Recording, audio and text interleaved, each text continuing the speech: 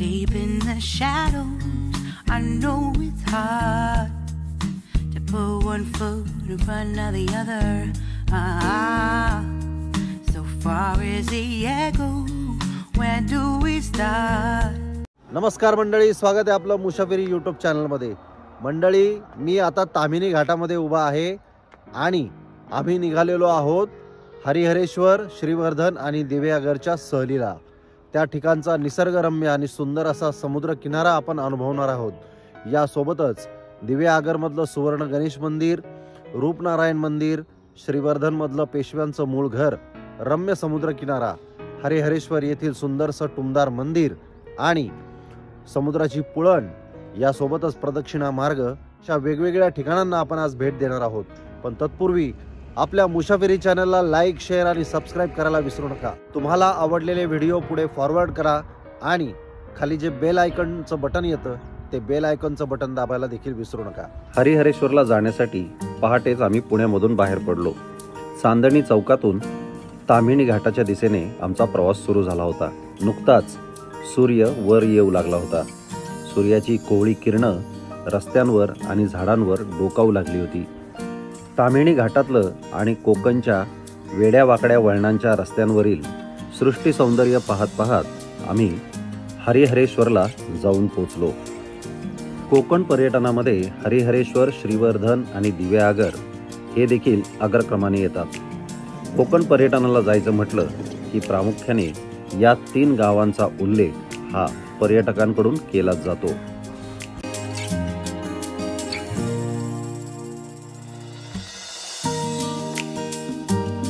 मंडळी, फायनली आता आम्ही हरिहरेश्वर मंदिराजवळ पोहोचलेलो आहोत. आता ह्या मधल्या वाटेने मंदिराकडे निघालेलो आहे. दुकानांची रेलचेल या ठिकाणी बघायला मिळते.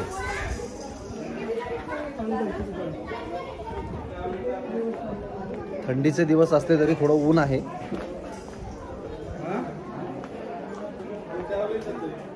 आणि आता सुट्ट्यांचे दिवस असल्यामुळे गर्दी देखील भरपूर आहे पर्यटकांची. हरिहरेश्वरचा हा परिसर पर्यटकांच्या गर्दीने अगदी फुलून गेलेला होता. वेगवेगळ्या दुकानांमध्ये देखील खरेदी करण्यासाठी पर्यटकांनी गर्दी केलेली होती. बाहेर फुलांची, नारळांची आणि कोकण मेव्यांची दुकाने अक्षरशः सजलेली होती. मंदिराच्या आवारात प्रवेश केल्यानंतर डाव्या हाताला एक छानसं वडाचं झाड, सिद्धिविनायकाचं मंदिर आणि हनुमान मंदिर आपलं लक्ष वेधून घेतं. समोरच भल्या उंच असलेल्या 2 दीपमाळा दृष्टीस पडतात.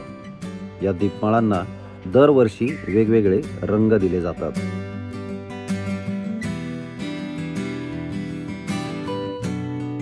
या ठिकाणी श्री देव हरिहरेश्वर आणि श्री काळभैरवाची 2 प्रमुख मंदिरं आहेत. काळभैरवाचं दर्शन घेतल्यानंतर आपल्याला हरिहरेश्वराचं दर्शन घ्यायला जावं लागतं. दर्शनासाठी भाविकांनी आणि पर्यटकांनी रांगा लावल्याचं चित्र या ठिकाणी पाहायला मिळालं. समुद्राच्या किनारी अगदी पुळणीला लागूनच वसलेलं हे मंदिर ऐतिहासिक आहे. दरवर्षी लाखो भाविक या मंदिराला भेट देत असतात. अनेकदा पर्यटक आणि भाविक देवाला पुजाऱ्यांमार्फत आपलं गाऱ्हाणं घालतात आणि या ठिकाणी आपल्या मनोकामना देखील देवाजवळ व्यक्त करतात.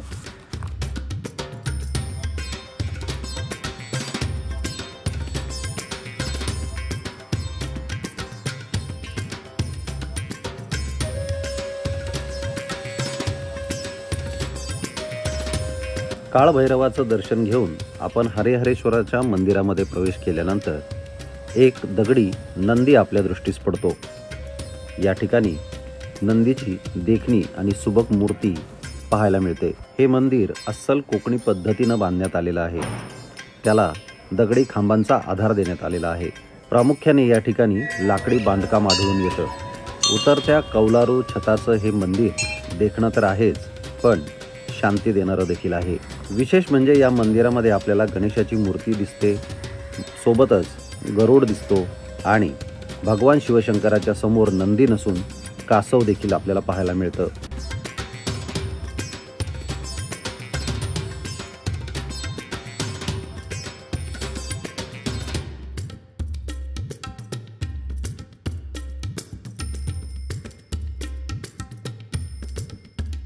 आत्ता आपलं हरिहरेश्वर मंदिरातलं दर्शन झालेलं आहे। या ठिकाणी श्री काळभैरव आणि शिवशंकराचं दर्शन झालेलं आहे। त्यानंतर आता आपण या टेकडीच्या भोवतीनं जो समुद्रालगतचा प्रदक्षिणा मार्ग आहे त्या प्रदक्षिणा मार्गावर जाणार आहोत। मागे हे काळभैरवाचं मंदिर आणि या ठिकाणी महादेवाचं मंदिर हरिहरेश्वराचं मंदिर दिसतंय। पूर्वी या ठिकाणी टेकडीवर चढत जायला लागायचं, पण आता पायऱ्या केलेल्या आहेत त्यामुळे चढणं आता सोपं झालेलं आहे। आणि हा बघा माझ्या मागे जो हरिहरेश्वरचा समुद्र दिसतोय छान।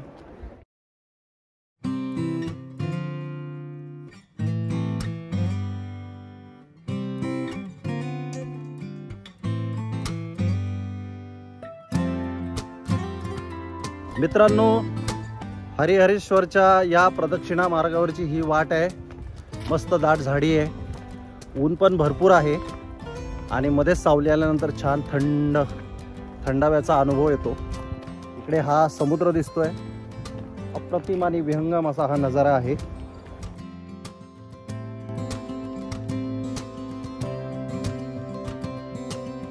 बघा मित्रांनो, या दोन कड्यांच्या मधून जाणारी ही वाट आणि तिथून दिसणारा हा सगळा समुद्र अप्रतिम नजारा आहे।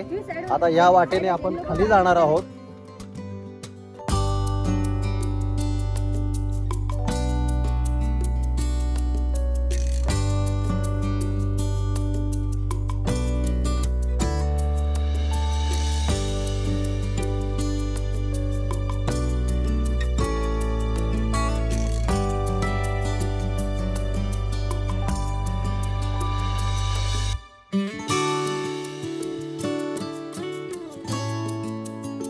मित्रांनो, ही मागची जी दिसते ती पूर्ण घळ उतरून आता मी समुद्र किनाऱ्यावर आलेलो आहे। या ठिकाणी बघा हा समुद्र किनारा दिसतोय। या ठिकाणी सगळी खडकाळ अशी वाट आहे। समुद्र हा मला कायमच नेहमी आवडत आलेला आहे आणि समुद्रावर एक विशेष माझं प्रेम आहे। हे बघा या ठिकाणी एक सुंदरशी मूर्ती खाली दिसते। काय मूर्ती आहे बघूया आपण। महाराष्ट्रातल्या आणि विशेषतः पश्चिम महाराष्ट्रातल्या प्रत्येकाने कधी ना कधी शाळेमध्ये असताना श्रीवर्धन, हरिहरेश्वर आणि दिवेआगरची सहल केलेलीच असते। या ठिकाणी पुन्हा येऊन पर्यटनाचा आनंद लुटता आला। या प्रदक्षिणा मार्गावर तुम्हाला खिळवून ठेवण्यासाठी निसर्गाचे अद्भुत चमत्कार पाहायला मिळतात। या ठिकाणी खडकांवर क्षारयुक्त पाण्याचा मारा लागून लागून वेगवेगळे आकार प्राप्त झालेले आहेत। ही टेकडी देखील कमालीची झिजल्याचं आपल्याला पाहायला मिळतं।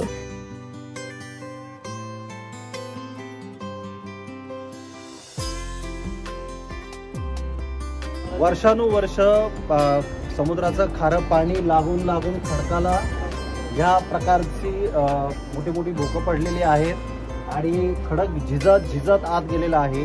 ही टेकडी तशी बऱ्यापैकी मोठी असणार आहे आणि पाण्याचा मारा हजारो वर्षांचा मारा लागल्यामुळे ती मागे मागे सरकत गेलेली आहे आणि आता त्याच्यावर वेगवेगळे आकार आपल्याला पाहायला मिळत आहेत।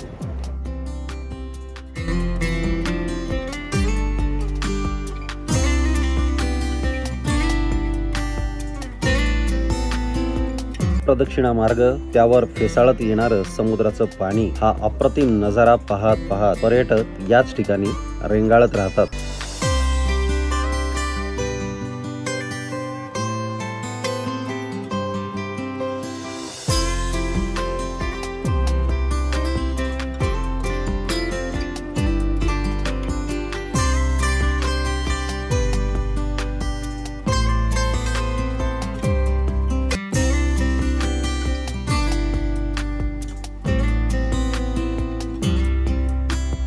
हा प्रदक्षिणा मार्ग पूर्ण होत आलेला आहे।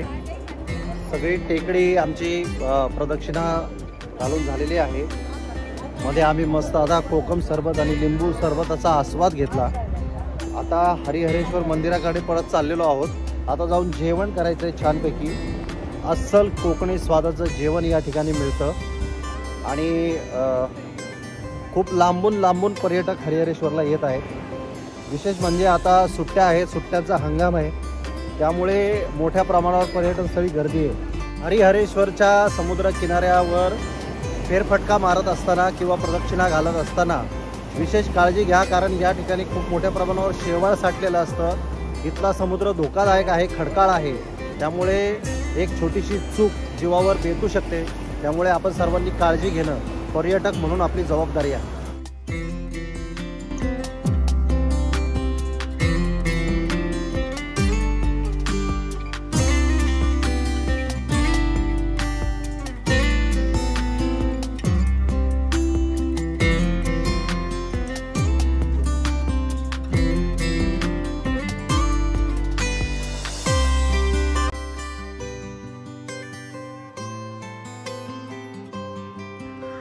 मित्रांनो, हरिहरेश्वरची आजची आपली सफर आता पूर्ण होत आलेली आहे। यापुढे आपण जाणार आहोत श्रीवर्धन आणि दिवेआगर या ठिकाणी। तिथलं सृष्टी सौंदर्य, समुद्र किनारे, भव्य मंदिरं आणि त्यांची वैशिष्ट्य आम्ही मुसाफिरीच्या माध्यमातून मांडणार आहोत। आपल्याला आमचा हा व्हिडिओ कसा वाटला हे आम्हाला कमेंट बॉक्समध्ये नक्की सांगा। आपले व्हिडिओ लाईक, शेअर आणि सबस्क्राईब करायला विसरू नका। आवडलेले व्हिडिओ आपल्या मित्रांना पुढे फॉरवर्ड करा आणि सबस्क्राईब करताना बेल आयकनच्या बटनवर क्लिक करायला विसरू नका। चला पुन्हा भेटूया अशाच एका वेगळ्या आणि माहितीपूर्ण व्हिडिओसह आपल्या मुसाफिरी चॅनलवर।